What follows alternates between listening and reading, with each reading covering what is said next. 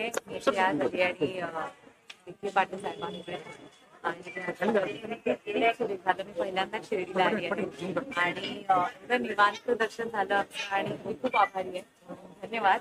आणि जरूर दरवर्षी यायची इच्छा आहे आजपासून. यशराज फिल्मची आता अल्फा चित्रपट येतो आलिया भट सोबत आपण काम केलेलं आहे. सुपर मध्ये तुम्ही दिसणार आहात. हो. धन्यवाद धन्यवाद. नाही मी पण माझी पण आतुरतेने म्हणजे हेच आहे की कधी फिल्म रिलीज होणार आहे.